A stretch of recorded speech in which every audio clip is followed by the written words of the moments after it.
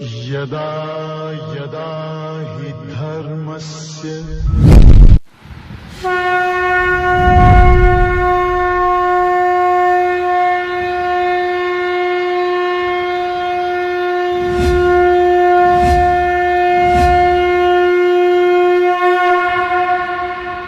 ओम ब्रह्मादिभ्यो ब्रह्म विद्या संप्रदाय कर्तृभ्यो वंशऋषभ्यो महद्भ्यो नमो गुरुभ्यः सर्वोपप्लवरहित प्रज्ञान घन प्रत्यगर्थो ब्रह्माहमस्मि सोहमस्मि ब्रह्माहमस्मि। ओम प्रपन्न पारिजाताय तोत्र वेत्रैकपाणये ज्ञानमुद्राय कृष्णाय गीतामृतदुहे नमः।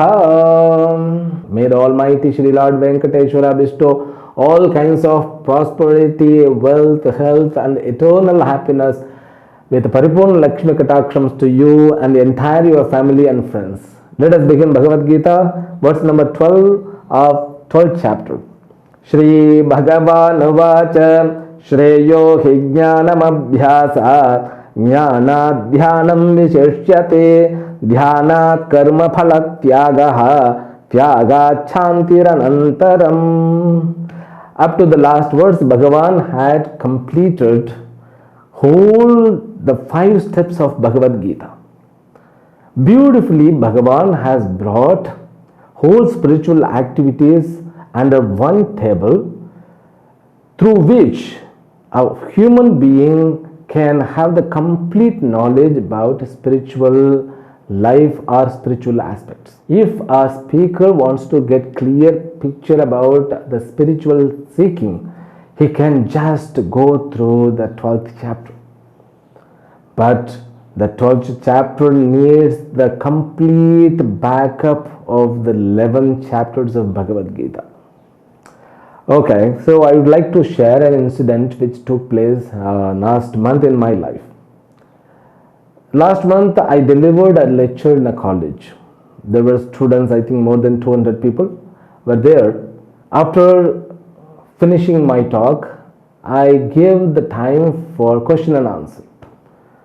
The delivery which I did on the topic of unconditional and conditional love. Then people started asking the questions. I gave complete knowledge about Bhakti Yoga in that session. One person, he stood and asked me, Swamiji, okay that you say the love and affection which we could establish on Bhagavan is known as Bhakti. Okay. If I have the same love and affection on my father, will it be called bhakti? If it is not, why it cannot be called as a bhakti? Please let us understand. It was the question from that boy. Then I started giving answer. I didn't give direct answer. I started explaining what exactly the love is. Have you ever thought what is the real feeling or experience of the love? Love means what? Can you explain to anybody? If anybody asks you, what is love? You cannot explain. You can say that sharing with others. Love is a kind of experience which comes its own from our nature. But that love brings the happiness, that experience. While we are happy, we would like to share with others.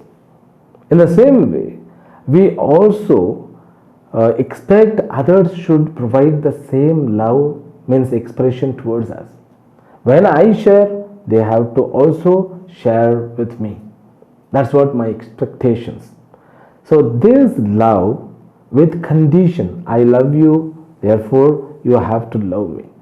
Because I love you very much, I am ready to even sacrifice my life for sake of our love. So this is kind of constructing a kind of bondage or making a kind of contract between you and that particular person whom you love. Now that person also, when he is able to experience the density of your love, he will also commit for it Yes, I will also live my life for your sake. So now, see, we should not take it wrong way. It is not a contract, it happens. I am just teaching about it, therefore I am using this word which is looks like a contract. Okay, it's a contract like, but it's not contract. So a person commits for a life. Committing means what? The person who loves others, the number one is ready to commit a whole lifetime to live with that person. Then the second person also, he or she accepts that commitment, she also commits or he also commits. So both of them, they commit their lifetimes to spend with each other in order to take and give the love. It's very simple, we'll take in this way. So love need not be brought or get from outside. So love is felt inside. It means what? The truth is our nature should be in the form of love, or love which is in the form of our nature. But that love, when it is conditioned as the expectation from others, I love you, therefore you have to also love me, then it is conditioned. If you have a love with your father which is conditioned, then it cannot be called bhakti. It is called love. So love and affection, he will also have the same love and affection with conditions. If you are able to give or express a pure love without any expectations, but which is included with Sharanagati, then it is known as bhakti. No expectations, but Sharanagati.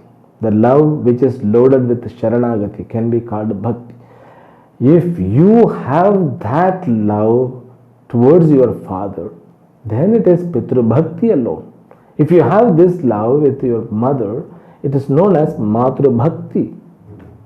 If you have on anybody, Mitra Bhakti, Sahodara Bhakti, so this is acceptable by our Shastra.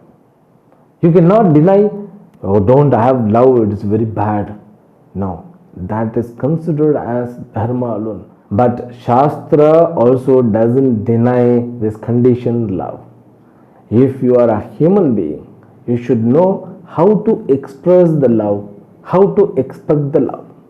That is only one thing you have to pay attention with, because the animals also, they love their kids. Then how we differ than animals? The only one thing human being can do, they can write a will saying that after me the all assets will belong to so and so's person, whether it can be son, it can be daughter, on anybody's name, you can do it. But that conditioned love, it is equal to animal alone. We have to learn to improve the quality of life. That's what the foundation of bhakti. Without love, you cannot live your life. Without practicing our love with others, you cannot construct any successful life. The life won't get fruit by that. And one more step I have to teach you here. Where there is conditional love, there can also be hatred. This conditioned love alone will cause for hatred. When you remove these conditions from your love, so hatred won't be there. But we have to make ourselves to be qualified to establish that love. That's what the quality of human being.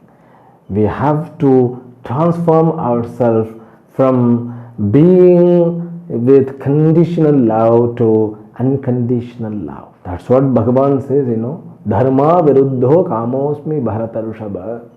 I'm in the form of the desire which is not against to dharma.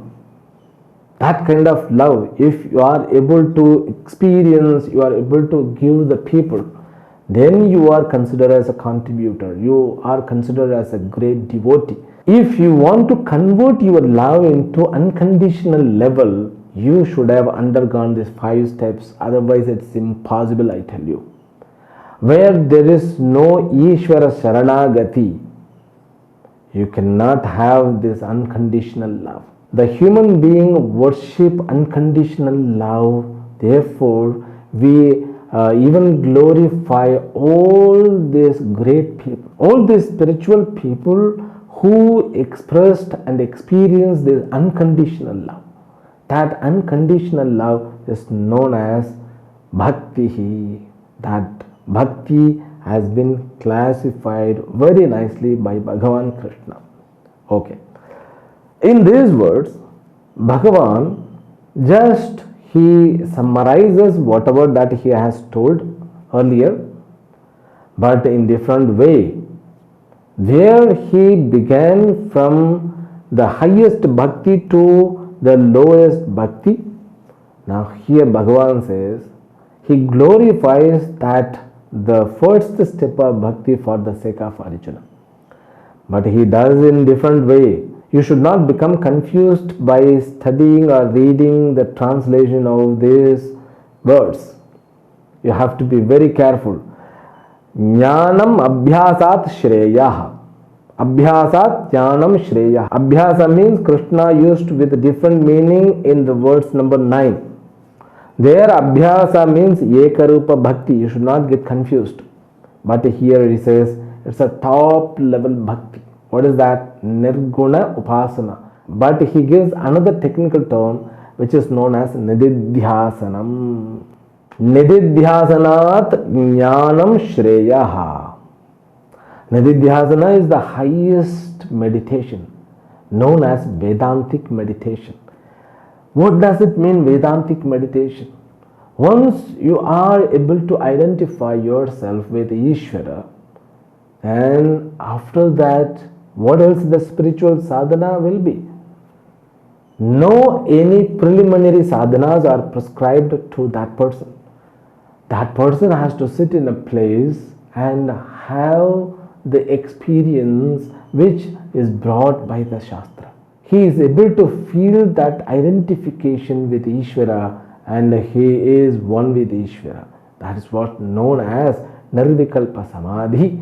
That Samadhi, even by Patanjali, it is said as Asamprajnata Samadhi. So, okay, that's a different discussion. We will go later on. But here, he can sit as Aham Brahma. That is the supreme one. He need not sit for even meditation. I tell you, the 24/7 becomes meditation. Brahmanyadhaya karmani sangam tyaktva karotyah lipyatena sapapena padmapatramivambhasa. A person who can just establish his every notion into the big Ishvara's notion. Being established in that notion or understanding, he can be a normal person. He can be a normal person when he transacts. That's all. It's known as highest bhakti. He won't have any kind of fear, anger or frustration, restlessness. No. He won't work for even tranquility. He will work with tranquility. It's the highest fruit of Nirguna Brahma Upasana. But that is very difficult. Bhagavan, he glorifies now upside down. He comes in descendant order. He says, so this Saguna Upasana is better than that Nirguna Upasana. This is for Arjuna's sake. Jnanam means here you should know Shravana, Manana, Paroksha Jnanam. It's a Saguna Brahma Ishvara Jnanam. Then Jnanat Dhyanam Vishishyate. Dhyana means you should not mistake here again.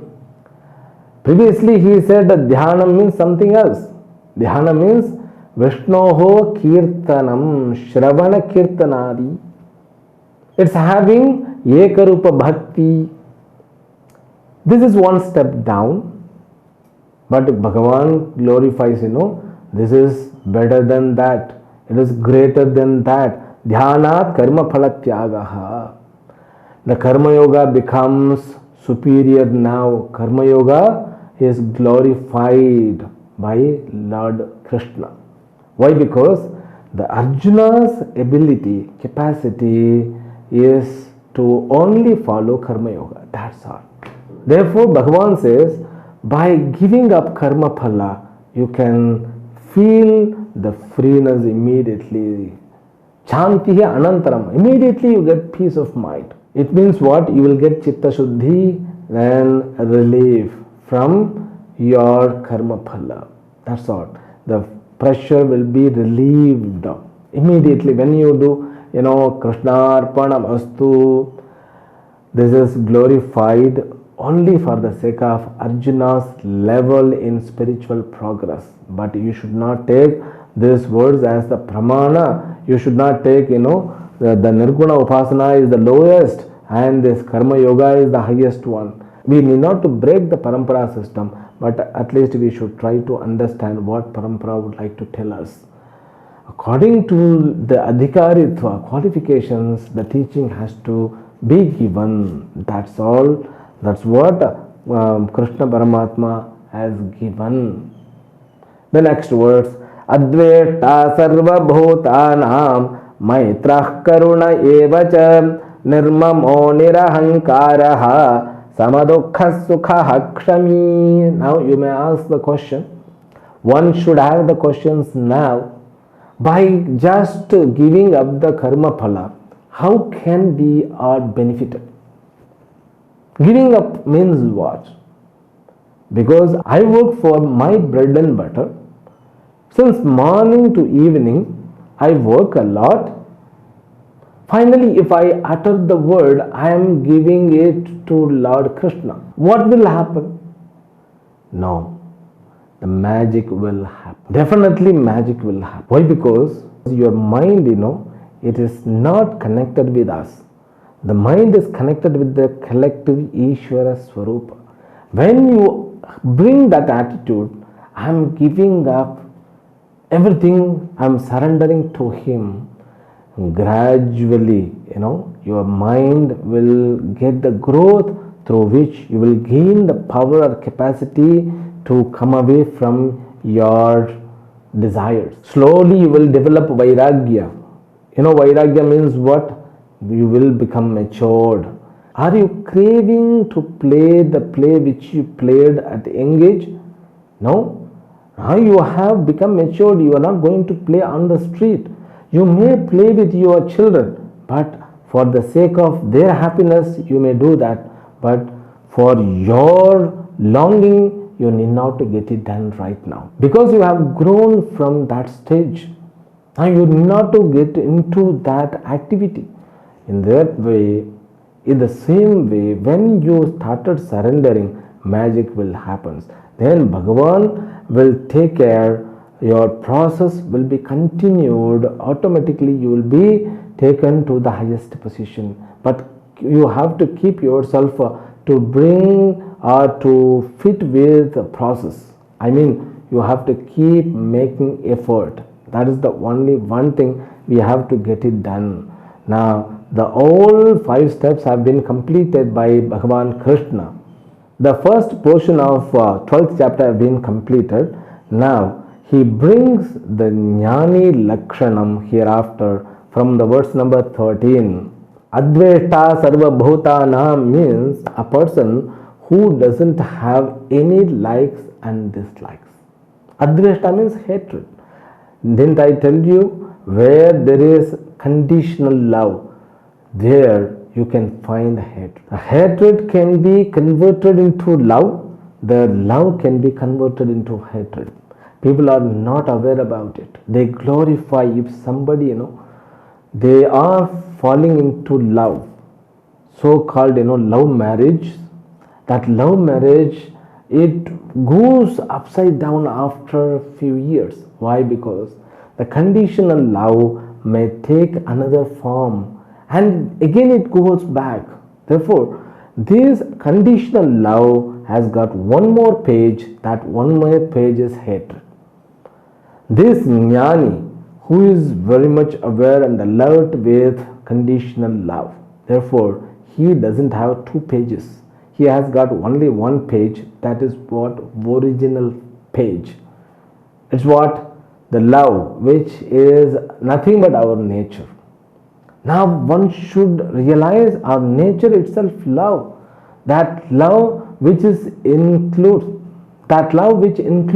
adequacy. That has to be understood by every seeker.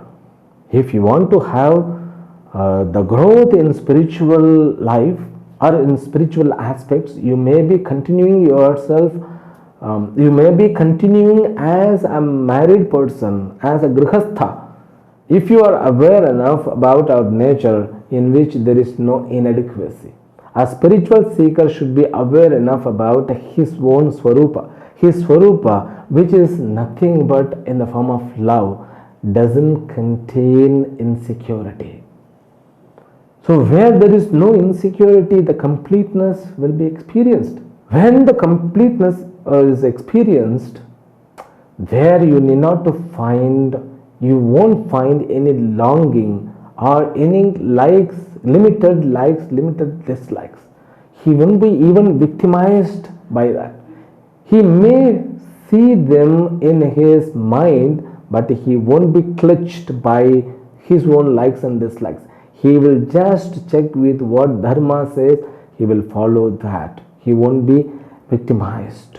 That's what the glory of the love which is unconditional. Adveshta sarva bhutanam. Just that love alone explained here in different way. Maitraha, he becomes friend to all beings. You cannot at all find any sadhus or sannyasi or grihastha jnani or sannyasi jnani with a hatred in their mind. They are very alert, because mind means it exists with likes and dislikes, but they are not identifying themselves with the mind and buddhi even. They will properly identify themselves. Therefore what? They can be a real friend to the world. Karunaha evacha. They are compassionate even. When you are able to understand about yourself thoroughly, you will become pity on them, but you won't blame on anybody. Just you become as a compassionate soul.